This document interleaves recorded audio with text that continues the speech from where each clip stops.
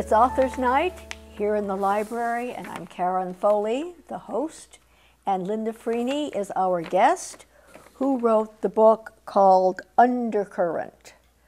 As I mentioned to you when I met you for the first time when you walked in, that I think you should get accolades for your plot line, for the intelligent use of words and context, grammar and editing.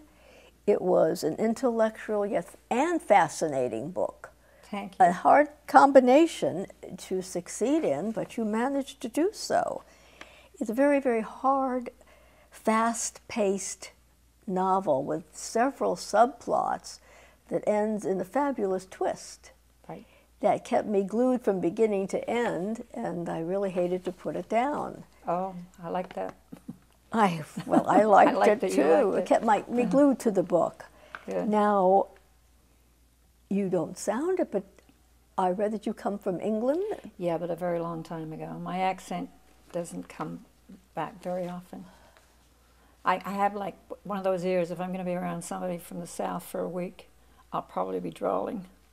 It's just what I pick up. So you moved from Great Britain over the pond to the United States, and where did you land first? In New York, and I was in Pennsylvania for a while, and when then I went back to England for a year, and then when I came back to California. What led to your coming to the United States? What drove you here? First time I came was to get married, not to my present husband, but to one that didn't last very long. And but I can remember from being 10 years old and watching American movies and saying that I'm going there. I don't know how, but I'm getting there. So. But how could you leave Manhattan? I mean, I always drift over there. It's hard to get away. It just didn't, I don't know, I came from a small town, I guess. It was just probably just not comfortable. I would think so. They'll eat you up alive there. It's a challenge every day. Right. Everybody, the weather, the traffic. It keeps you on your toes, though. But in New York, did you start your literary career there? You have a big history. I do. 10 novels. 10 novels, and I think I got 17 screenplays. And I've had one or two of those optioned, but you know, it's kind of like being at the door, but they won't open it. So yeah, that's why I need your screenplays. Oh, not either of it. I mean, I need, you know, that's why people unfortunately need an agent or somebody looking out for them to, if their work is good enough. And I think mine's good enough. I just haven't found the right agent. I did have one, but she died right after our affiliation, and it was very sad because she believed in me, and if I'd had her, I probably would be where I want to be. I would think so. She's a lovely woman, but she... How does one find an agent? That's the problem. I mean, you can write, when I first started writing, you know, agents took you on for your talent. Now they take you on per book or per screenplay, and they don't really deal with the rest of your work. And so therefore, the rest of it just kind of tumbles to the floor. And so the first agent I had, the only agent I really had, she took me as a whole, which was great. And she got me an option right away. And that didn't turn out because the producers were fighting, but you know, it was one of those things. And how do you get your books out there to the public without an agent? You don't. That's the serious part. I mean, this is a self-published novel at this point, and they really haven't done much. I went to the biggest bookstore in my area, which is Barnes & Noble, and they don't take them unless they're, you know, being sent by somebody else. So basically, maybe a small bookstore. I haven't had a lot of time. There's been a lot on my plate, so I haven't had a lot of time to see how to get it out there. I'm giving it away for the most part, but I always tell them before they read it, and I say, you don't flip to the end, please. After 2 years of writing this book, don't flip to the end. But people do. People do. They're impatient. I know, but they do that. And I've always said, if you're going to do that, you can't have it. But the small bookstores seem to be eaten up by the large ones, and even the large ones are you got to have somebody going to e-books mainly. No, you got to have somebody who believes in you to represent you, I think. And I haven't been fortunate enough to, I mean, I put some queries out, but, you know, they're all overloaded, and it's just tough. I mean, it's tough to get one. Well, there's a lot of libraries that do as we do and feature authors. Los Angeles Library and libraries all around the country I didn't know that. that have authors' nights, yeah. We can talk about that afterwards. Okay. But they welcome a talented writer. Well, a talent is not all of it. I think it's probably like there's a lot of people, I can think of a lot of people right now singing in dives and little bars that are very talented and things like that. It's not talent necessarily. Well, it's the coast cities, New York, San Francisco, Los Angeles. Right. We're filled with beautiful, brilliant talent and connected people. And there's just so many parts, so many opportunities. And that's why they earn a living doing something else. But you're still writing constantly? You don't give up? No, I don't give up. I mean, I have periods where I figure it's just not going to happen, and I quit, and then I always have to go back to it because writing is a passion. It's not something I just do to make a living, obviously, because I don't make a living at it, but it is a passion. But you're also a real estate broker. I'm a real estate broker, which is about as far removed from passion as I can think of. Well, that can be a passion. I'm a broker, a real estate broker, and I find it extremely challenging, stimulating, intellectual. Yeah, you have to know your craft, just like here you do. It is, and I've met some great people. Yes. Some of my best friends in the whole business, I have met through real estate. Now you have your own company? Yes, I do. With my husband. My husband and I own our own company. What's it called? California Oaks Realtors. And it's located? Ventura, California. Why did you go from working in an agency or a company, where sometimes you can earn more money with less hassle, to opening up your own shop? Well, you know, I'm always curious because I have a broker's license, and I was never interested in doing that for my own reasons, nor did I want to lend my name out or my license to someone else to open up a store. It's the English in me, I guess. I don't like to be told what to do. I would rather do my own thing. Yeah. And so, and you know, I have built up a clientele over the years that know that they know that when I take them on, I'm there for them. Is it a large office? No, it's a small office. A boutique type office? That was my favorite place to work. It's more like family. I mean, you know, you don't have that high pressure. Well, good for you. So you write, you're in real estate, and the very last part of our program, we'll go into your third passion, which is showing your dogs. Showing German Shepherds. Where do you find time to write? Actually, my husband does the dogs. Aha. So, and I write, he does the dogs, and it works out really fine. And even when we go to the dog shows, because he has all the contact with them, they like me, and they will probably love me if I'm the only person left in the room, but they just adore him. The point man for everybody and every canine. So you are busy. You are a busy woman. Very busy, and it's been a busy year. My daughter last year contacted stage 4 cancer, and now she's living with us, her and the children. She's getting better. I think she's going to probably beat this, but it's been a long battle, so we've had a lot to deal with. That's very sad to learn. Yeah, but the good part is that I didn't think she would be here for last Christmas, and now she's going to be here for this Christmas, so you know, it's all good. Well, I wish you the best, and I wish her the best too. And she's got 2 wonderful children. One of them has Down syndrome, who is the love of my life. When I used to be in Parks and Rec, I used to open up all my classes for every child. Yeah. And some of the most satisfying sessions I ever had were when people brought their children who were challenged, either physically or mentally. And that's what life is all about, to bring joy into someone's life who can appreciate it. And they seem to be very grateful and appreciate all the attention you can give. And they bring the joy. I mean, they're a blessing. They're not a burden. Well, my goodness.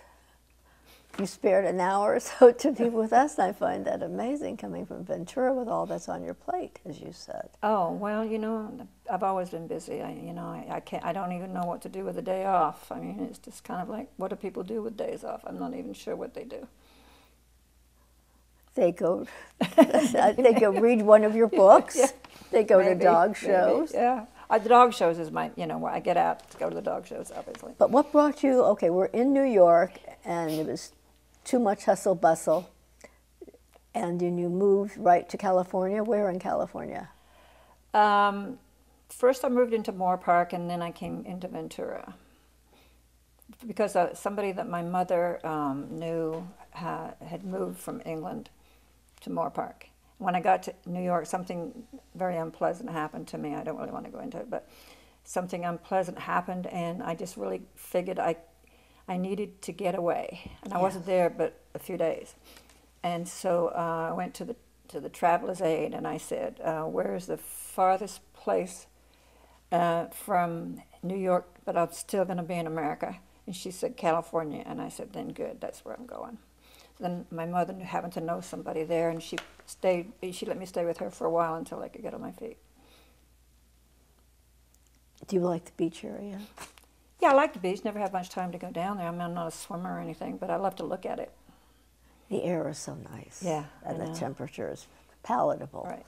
especially in the summer. So you're here in California, and when did you start writing? Long time ago. I don't even know. Started writing on a typewriter.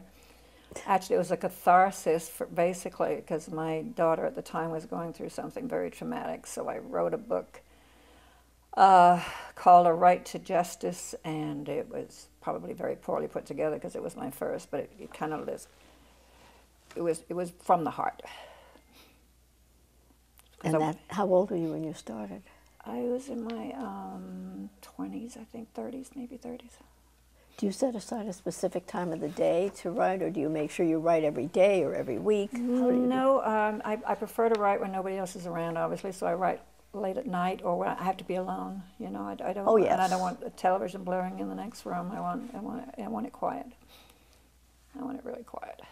It is a wonderful catharsis. It is a catharsis. I wrote a book about a kid with Down syndrome. It's strictly fiction, but I wrote the life that I hope he will have.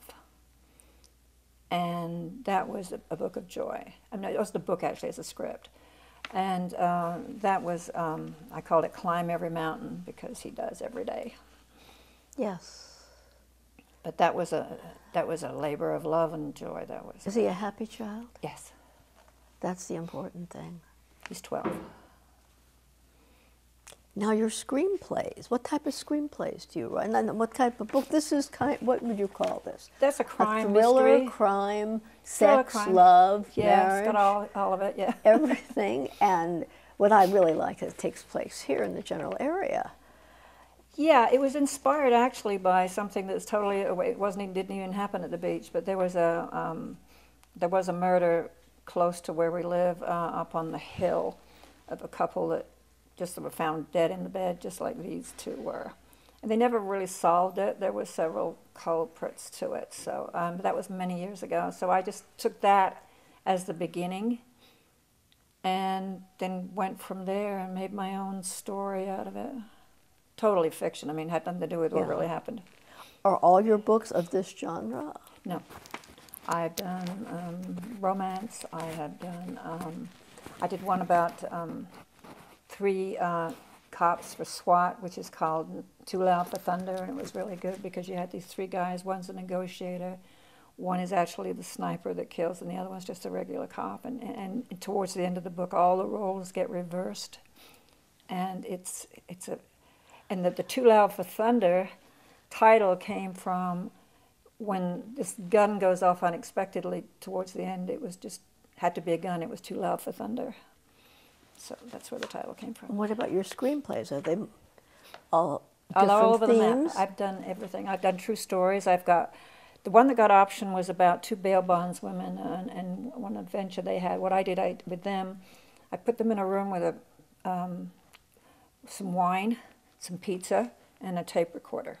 And I said, just talk and see what adventures you've had. And then I picked one and we expanded on that, expanded on that. So I do that, and then I do mysteries, and then I've done comedy, I've done horror, which is horrible, and I've done romantic comedies, and I've done fantasy. I mean, I don't know Western. I did one Western. That was for me, because I like Western. You said you like Western. Yes, You're I did kind that of one for Western me. dressed. Yes. But they say you should write about things you know. And yet, when I read this is kind of a 2 or 3-parter, so let's have a lot of commas. Okay. It was obviously well researched or had been lived by you. So are all these things based on your own experience? Do you do research? Research. A lot of research? Not a lot. A lot of it is just pure fact. I did one that was set in Hawaii. That was a novel called Hell Hath No Fury, and I loved that book too. And people, after they read it, they said, "Oh, when did you live in Hawaii?" I said, "I never did." But I was able to take what I've read on the research and then make it feel like I had lived there. Well, let's go into the book on our second part. Okay. Because I want the audience to know how much I enjoyed it and why I enjoyed it so much. So stay tuned. Linda Freeny, her book, Undercurrent. We'll be back in just a few minutes.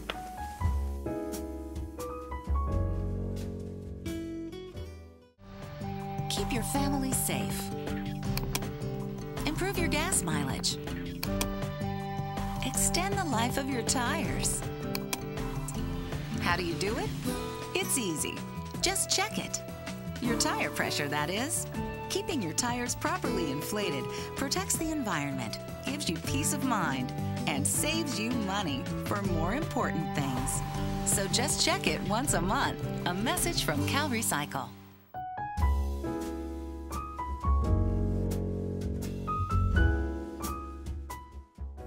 We're back to Author's Night and Linda Freeny, her book Undercurrent. During the short intermission, I had noted that I forgot to mention the short story that you wrote received an award, and I would like our audience to hear about that. I was with the Santa Barbara Screenwriters Association. They used to have one I think they still do. And the class gave Tracy's Secret. That's from that you only had 4 pages to do it. And you wrote a screenplay, and it won. I didn't know it till the end of the actual session, and then I sent it into the Canadian Film Festival, and it won that. You should be very proud of all your endeavors. I like short stories. I mean, I wrote one about a dog at the beach called Lucy's Beach, and I have that one here. But it's a very I think it's a powerful one. Do you want to tell the audience about your book? Undercurrent? But first, I want to ask a question. I hate to interject, but I don't want to interrupt in the middle. Who does your editing?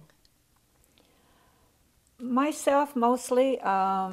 My granddaughter, who's very well read, she does a lot of it for me. Good command of the English language, knows your punctuation, knows your syntax she does that. and everything. But because this was a self-published book, and their job was to take care of the typos and stuff like that, and mine was, and they did not. Wow. I found some in there, and that was very too late. But because I thought my role was just to edit the whole book and not worry about that part. And even my granddaughter went through. I guess they get missed. I don't know. They get missed.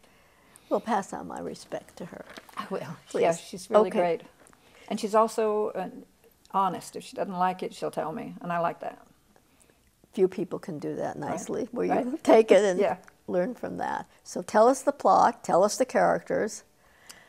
Okay, the main character is Frank. He's a detective who had a very nasty experience in New York when he got involved with a psychotic killer, and so and it cost him his wife. He didn't die, but it cost him his wife, the marriage, and so he decided that he would still like to be a cop, but he wanted to be as far away from that kind of environment as possible. So he comes to Santa Barbara, where he expected nothing but to just do routine detective work. And in this case right here, where these 2 people are found murdered in their beds, and it looked like it was a strange scene because it didn't didn't even look disturbed at life. They just laid there and let themselves be killed. And so the suspects are many. He gets involved with one of the victims' ex-wife, has an affair during that, which is not very wise, but he manages to handle to do both.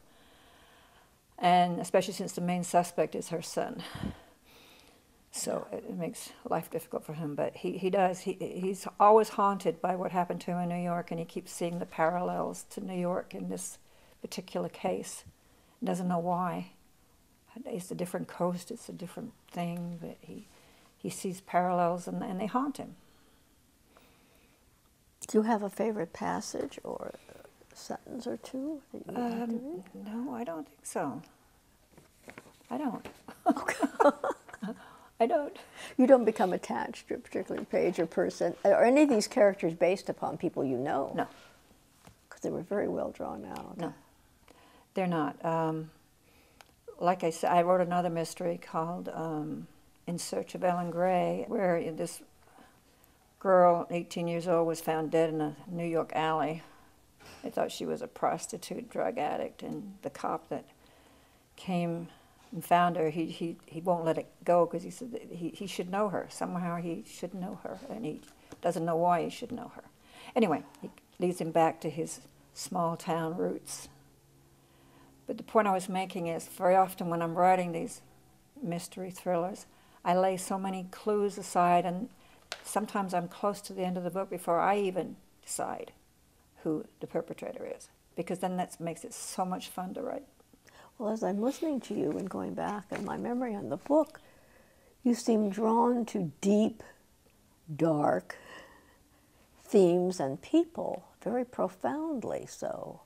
Yes, I would say that more on the serious, except when I got in recently into romantic comedy, and I found that I did win an award for that at one of those conferences. I have a little, that's not my passion as much, but I also can do that. I can get away from it.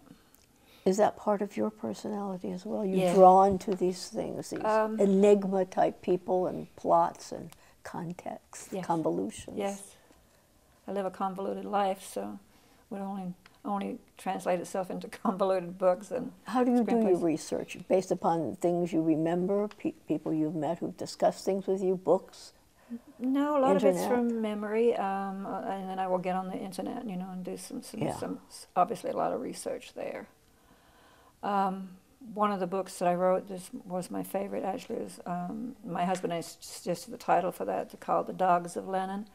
Unfortunately, it was written before the Berlin Wall went down, so it's a little passé right now, but there's a series on television right now called The Americans. I don't know if you've seen it or not, but it's basically what I had written years ago, that Russia has infiltrated this country from day one with people, ordinary people, and that was a 600-page book.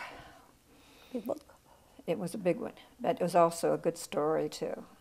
But I did a lot of research for that, a lot. in this book, is there any one particular character, they're all quite colorful and intriguing, that you could identify with, and why? No, none of them are me. None. Not even part of you? I don't think so. Or do you want to be like any of these people? Oh, no, I am when I'm writing it. Sort of like when I'm writing it, I sort of are them, yeah. So then I can live vicariously through them.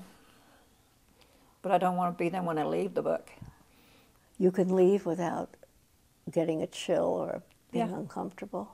Yeah, the one script that I wrote was the one that was based on that Scientology thing. In the middle of, I was sitting in the middle of the night writing, and I get this creepy thing, and I almost didn't finish that one because it was just scary as hell.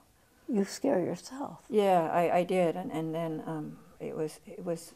I kept having to look over my shoulder to make sure somebody Good wasn't thing you have back a there. big dog in the Yeah. house. But was there anybody who was your inspiration in your literary forays? Any muse that you had that was I've always always enjoyed your mysteries. support? I've always enjoyed. I started the first books I read that I really enjoyed was Agatha Christie, and then I stopped reading her when I could figure out who it was. I figured that I'd gotten to that point now, but for the longest time she got me, so I was okay.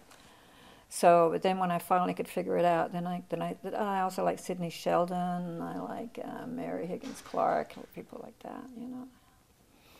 Who is your favorite author, if you had to name one? If I had to name one right now. Probably would be Agatha Christie from years ago, because she just really, she took it to the depths. Yes. She took it to the depths of everything, and she took you into the characters, and you know, and she managed to keep you mystified, like I said, until I finally got used to it, you know, to the point where you just enjoyed every word, every line. Do you read a lot now, other people's work? Don't have as much time as I should to read, and I wish I did. So, no, that's probably a terrible thing to admit. No, I mean, you're writing for our pleasure. Yeah, you can't. right.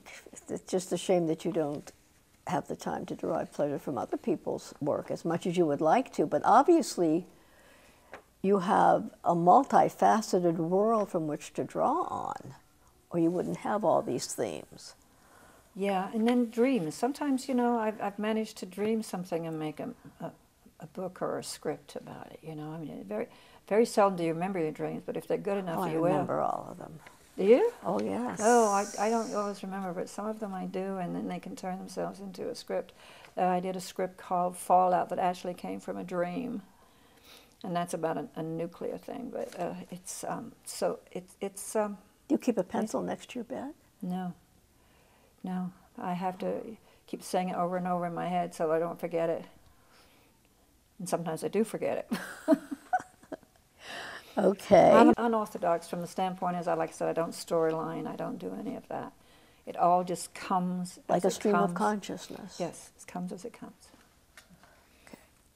Well, that answers question number 9. When you begin, do you have this complete story in mind and outline? No. So you don't outline, you don't have it in mind, it just comes. Do you ever change midway and say, well, maybe I should go back and change this? I changed one ending recently in a script because it was about a dog, a canine dog, and it had a very sad ending, and a couple of people that I let read it were very upset by it, so I changed the ending on that.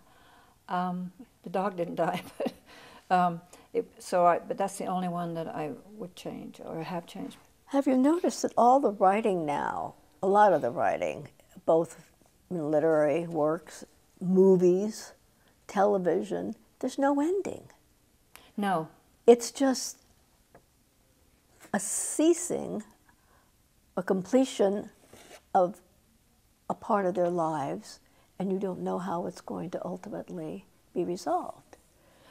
You're right, and it's not only unsatisfying. I get very unsatisfied when I see what's being produced too, knowing that I have some good stuff that, you know, is never probably going to see the light of day. But it's just kind of like sad when you see some of the stuff that they are putting out, and they've even gone to the point of repeating like sequel 1, sequel 2, sequel 3. That's ridiculous. That shows they have absolutely no creative thoughts in their mind at the time. But there's good writers out there that have creative stuff. There's a lot of us. Well, are you writing for the money, or are you writing to be a respected, acknowledged author? That's sometimes you have to make a choice. It's not the money. And a lot of them are getting ghostwriters now. No, it's not the money. It's to do it, know that you can do it, and be able to go into that other life. And no, it's not the money. So you never become your character. Do you ever say, oh my God, I'm acting like so-and-so, I'm feeling just like they did in such and such a book? No, I had an idea once for a book that I never wrote, with all the characters of all the different ones I've written. They all suddenly meet in some place, some, you know, mansion or someplace, and then they're all getting confused, and they're meeting each other from different books and different stuff and getting involved. It's a weird thing, but I thought that would be kind of that would be fascinating. Yeah. So let me see, what other questions? Oh, the neighborhoods. Did you ever live in Santa Barbara? No, but it's very close by. But you knew so much about it. It's very close by. We go there a lot. It's very different than Ventura. It's more... Up that whole corridor is beautiful. Yeah, it is. It's no place. It's Ventura's more comfortable. But Santa Barbara, yeah, it's a beautiful place. Harder to make a living there as a realtor, I think. Do you buy the houses? Do you represent yourself, by the way, when you sell or buy houses? Oh God, no! Somebody else has to do that. You need somebody objective when you do that. Yeah. I don't even the rentals I have. A property manager. I don't even want to talk to the tenants. I mean, it's basically I think you have to divorce yourself from that stuff. It's hard to do. Not for me. It's a lot easier to hand it over. Do you like these people? Do you like your characters? Yes. Have you ever drawn a character that you just don't respect or would never have anything to do with? I must have, with as much as I've written. But I'm trying to think if something doesn't immediately come to mind. Because usually I let them redeem themselves some way, somehow. If they can't, it's like, in the book that I told you that I wrote about the Downs, not the book, 'cause I keep saying book, script. And the mother was very demanding, which is actually my daughter, but it's kind of like I redeemed everything at the end. I mean, it's... Are you religious? Yes. Okay. So you think there's a good side to everybody? Not everybody. No, I think some people are, unredeemable, but, no, very few, very few. So you have hope for all humans. You asked this type, the world we're in right now is a very difficult thing to answer when we're all where we are. But we are where we are because this is the way people are. Yeah, I know. I know. The world is not what we'd like it to be, and that's why it's kind of nice to write down some things that you'd like to have the way that it would be, just like the one that I wrote about the Down syndrome boy, because that's what I wanted for him. He won't get that because he's not that far along, but I would have loved to have had it for him. Before we get into the pup over there, I want to know what you're planning to do now. Was this your latest book? No, it was just one in between. Are you finishing up a book now? No, I'm not working on a novel right now, and I just finished a screenplay, the one about the canine dog. And my husband's always said that I was wrong to go into screenplay. I was better with the novels, and he's probably right. In hindsight, he's right. I should have stayed with the novels. Well, I shouldn't ever admit it. He's right. Well, I think he had a good point there. Why? I mean, it's just exploring another avenue to enjoy and to excel in, and to be prolific in, and to say, I can do it. Yeah, but it's a more dog-eat-dog. Yes, it is. Environment to place yourself in. Well, but you like dogs. Yeah, right. You should be used to that. They don't eat each other.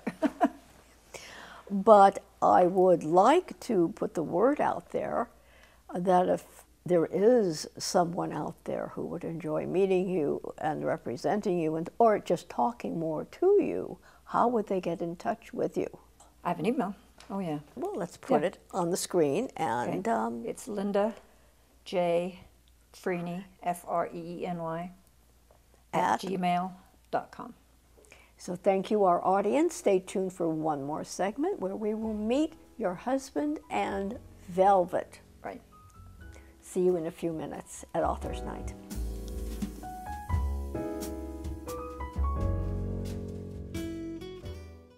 Global warming is a problem. Sound the alarm! We think it's an important thing to save energy, to protect the environment, to protect the future. Every who in Whoville makes a difference. We need everyone! Together? Together? Together, we can all make a difference. Save energy with Energy Star, and then you can be Part of the solution. Yeah! Go to EnergyStar.gov/kids to see what else you can do.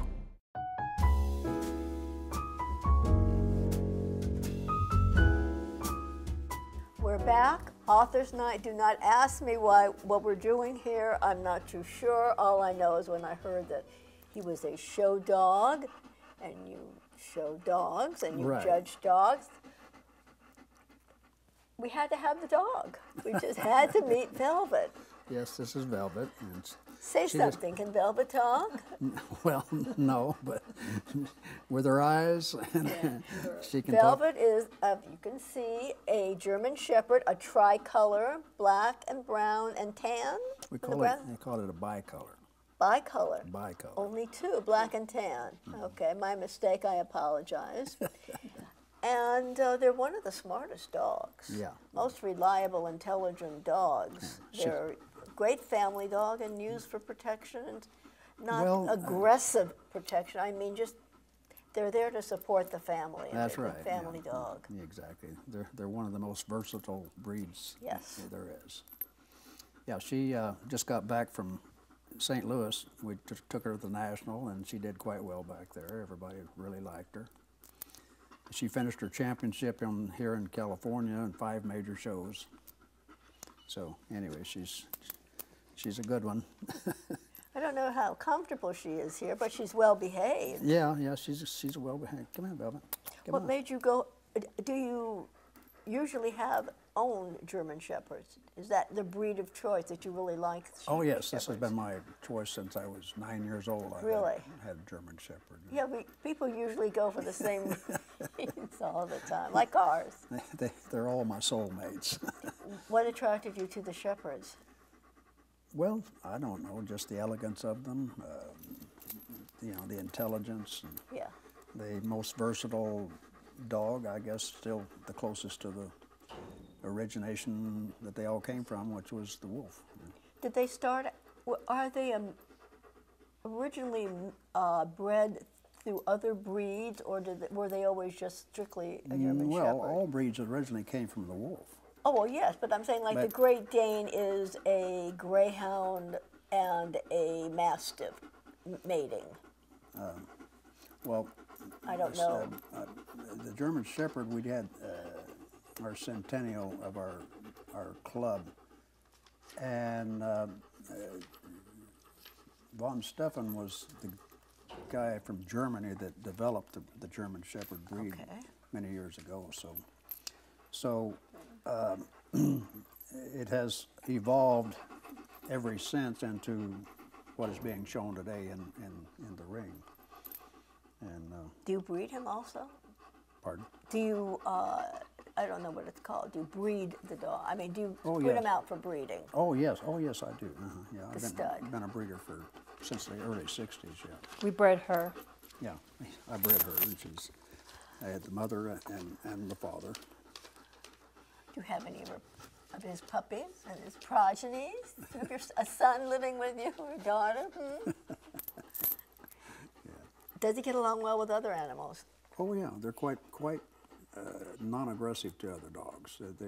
They're oriented because they go to a lot of dog shows and they've been around a lot of people, a lot of dogs. So none of my dogs are aggressive at all. They're all very people friendly. And do you look into the type of breeding mate to make sure the line is kept a gentle? Yeah, exactly. Well, I'm in conformation breeding. That means you're breeding the conformation of the dog, not necessarily the training or the obedience. We go for the structure, the quality, the gait, the temperament. And that's the word I'm looking for, temperament. Yeah. So you want a dog that's very calm, very evenly tempered, not aggressive, not mean, but very sound, right down the middle. Is she slated for any shows in the future that you can think of? Oh yeah, she'd be going to more shows. She can graduate from champion to, there's several levels now of grand champion. You have I think it's silver, gold, platinum, and I have one that's on the 3rd level champion at home. And Velvet just achieved her 1st level, so because she's a young dog. Oh, so. she? Yeah. I didn't look. I don't know. Yeah. So anyway. Well, she's a lovely dog. When I walked in, she was alert, friendly, approachable, and so beautiful. Yeah. She is. Come on, girl. Come on. Yeah, the girl, get back here so I can see you. Yeah, there we go. Now you're making me wish I had a dog still. I mean, there's nothing like coming home to a nice furry, non-judgmental, Yeah. not talking back to you, Yeah, you're right. Cats loving do judge. creature. I think people don't realize what dogs have done for the human race. They're they're an equalizer, you know. They'll love you no matter what you do to them. Yeah. People are not that way. Dogs, you can come home and that dog will lick you in the face and love you no matter what. So, Well, thank you very much for bringing her. oh, you're welcome. I really enjoyed meeting you, both of you, and I want to thank our media operations crew for allowing this extra guest, and the library for always being receptive to our programs, and you, the TV audience. I'll leave you with these words. You are today what you will be 5 years from today, except for two things: the people and the dogs that you meet, and the books that you read. So come join me here at the Calabasas Library, and thank you for joining us today in Author's Night.